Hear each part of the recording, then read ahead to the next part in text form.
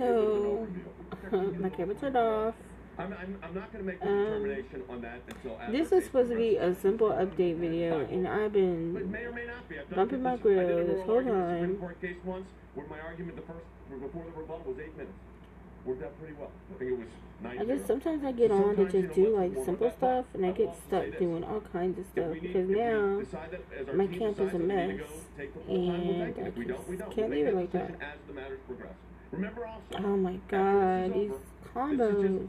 There's 2 days, 16 hours of questioning, so that could technically go for a couple of days. So, all right, thanks everybody.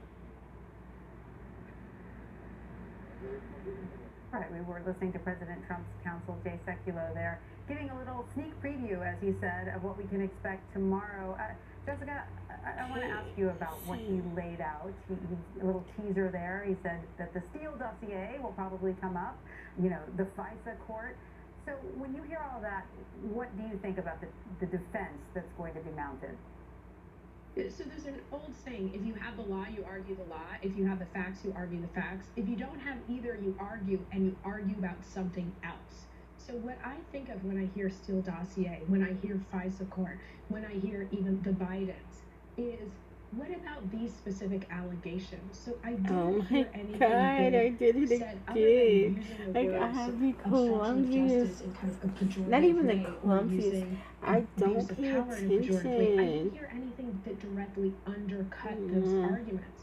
I would also say that this statement that, well, President Clinton faced obstruction of justice, and here President Trump is only facing obstruction of Congress, it's not that one is greater than the other, it's just that one may be applicable versus one may be non-applicable. So what we heard from the president's attorney just now, I think is frankly exactly what we talked about before. It's going to be a game of distraction, and it frankly doesn't actually even matter if it's compelling to, the average voter, if it would be compelling to the average juror. What matters is that the Republicans in the Senate are going to stick together on this.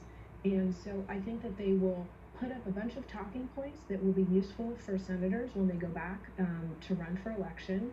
And I think it will be effective. I absolutely think that they will win. All right. So, Zeke, I want to turn to you now and see what more you're hearing from the White House as to the president's defense. I mean, we just heard the president's attorney there say that, they plan to refute some of what the Democrats have laid out and assert some other points of their own. Clean that up, and then White House officials you can do that. On a little bit of the strategy this afternoon. One of the things that was a notable. I just need one more, and then I'll be able to merge my two purple ones to get the, let's see, what is it? Giant light flower. And then I'll be able to get my life. Let's see. Made it a material part of their defense. So that is an indication that we're going to hear from them about that. There's certainly going to be an effort here. They're playing for multiple audiences. They're playing just need 100 cameras in the room. Millions of people are watching, but also the audience of one. And the president's been very clear in terms of his tweets, in terms of his conversations with his defense team, is that he wants his defense team on the floor to mount a full-throated defense on the substance and to take the fight to Democrats and try to cap this. Is all part of an effort to undo the 2016 election and impact the 2021. So it's going to be a fairly heated point. It's some of the indication that we're starting to get. We're certainly defending the sort of information that many Democrats will find to be inflammatory. All right. So now I just want to take a step back, Leslie and Joel, and talk about the optics of all of this for the average American viewer who's sitting at home, catching some of it, not catching other parts. And depending on who you talk to, we've either heard a lot of repetition from both sides throughout this process, or we've heard a meticulous laying out of the case of the Democrats so far, and starting tomorrow with the Republicans. So what do you think viewers, voters, are taking away from all of this, where we stand now? Leslie, let's start with you. Sure. They hear a lot of the same thing. It's interesting because in focus groups, you do hear people repeating a lot of Republicans. I'm going to say Republicans repeating a lot of the same lines, just trying to undermine or take away the results of the 2016 election. This is a waste of time. They already know it's a foregone conclusion. You know, we talked a little bit about that. And they really fundamentally believe that. So half of them, the polarization checks out, right? You know, you're not moving anybody. They think it's more of the same. And if anything, it's an activation tool on both sides. If you have 87%, according to Gallup, of Democrats who want the president removed and convicted and, you know, basically removed from office, and Republicans are saying, no, we don't buy it. We don't think it's there. On both sides, if you're a party activist, if you're very much engaged in selection, you are paying attention because it's just it's kind of lighting that fire. It's the kindling for the kindle to get people activated and motivated. At least in the early states, I would say for Democrats, it's a positive in that sense. For Republicans, they're getting ready and mobilizing, and they're giving money. Yeah, right. All right. So, Joel, how do you think that the average voter at home watching this, the average Democratic voter, how are they absorbing this? Is it moving anyone's, is the needle moving for anyone? Well, regardless of who you vote for, probably anything you see out of Washington feels like a waste of time, whether it's a markup committee hearing or whether it's a press conference outside the Capitol, right? I mean, that's just kind of where we are. Frankly, that's probably why Donald Trump is in the White House right now, because of that discontent. So I do think that that's important to acknowledge, both to the president's favor, but also to disprove some of the things that the president and his allies are saying. I think that this is a real disaster for the president and Republicans, and here's why. We are spending every single day, and it's not just, by the way, what's going on the floor in the well of the Senate. It's also, you look at that leaked story that was mentioned to Leader Schumer earlier, the ABC story related to what was said about Marie Yovanovitch on those leaked tapes about Take Her Out. So you've got that going on. You see public polling that suggests that 72% of people want a fair trial. They want witnesses. They want documents. 69% of Republicans want that. And you've got the president threatening to punish and penalize members of his party who essentially follow what 7 out of 10 of their constituents are saying they want. I mean, certainly, that's where Republicans are right now. Yeah. That's a bad place to be. I mean, certainly, I think we can all agree. Maybe Leslie, I'm curious what your point is. A lot of unflattering, information has come out about the president. He's certainly painted in an unflattering light in several occasions. Right. Do you agree? I really find it harder to be more unflattering than in the 2016 election, just by virtue of who the president is from a character and culture perspective. If you were paying attention in 2016, you're aghast that the president would move this well as a candidate.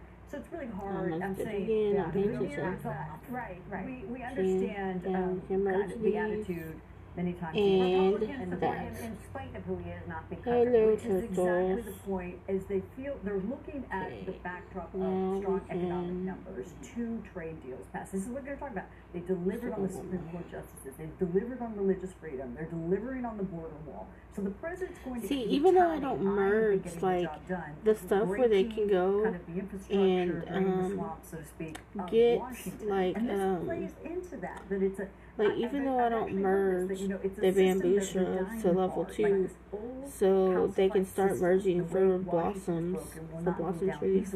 That is I still get plenty of statues to where like we are still like making this Swampland. Like that's what we need, and we've gotten there, and we haven't merged any of them, and our dragons still aren't like distracted by but I think if you see this entire process, there was a moment with Fiona Hill.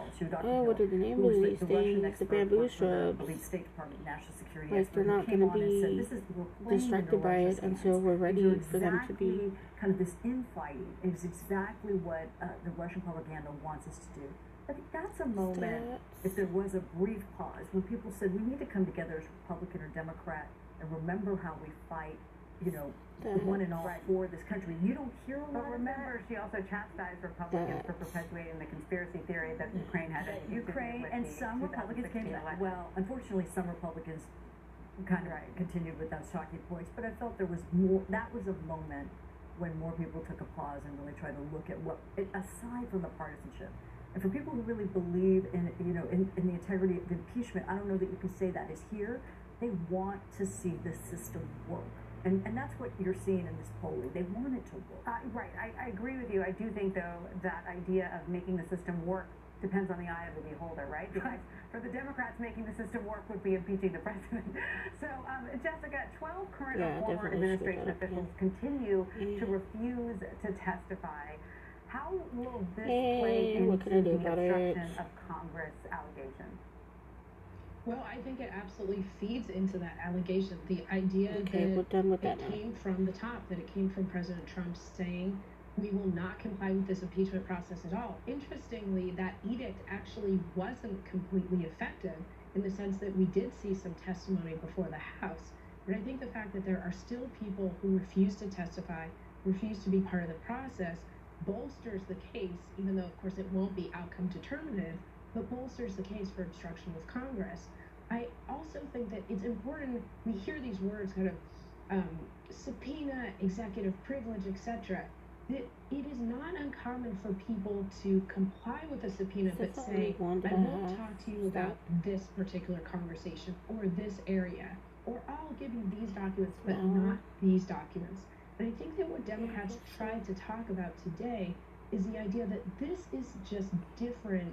This is qualitatively different. The idea that you could just say, I am not complying with the process. It's not that I won't give you all of what you want, is that I won't even lend any legitimacy to it, period. Okay, well, I guess that's all for now. So we will continue in a little bit. We're still going to be, I'm going to continue as of right now to get my life orbs of heaven out the way. I need 3 of them. I'm not acknowledging that this process I need 4 more swans to get. Exactly, and that is what. And I'm basically not going to heal any more land until I get my life orbs of heaven. But I'm also going to continue to harvest these trees for, well, not harvest them, but continue to get the life sprouts so that we can get to the brilliant life flower. But I will be back with the update later on, so see you guys later.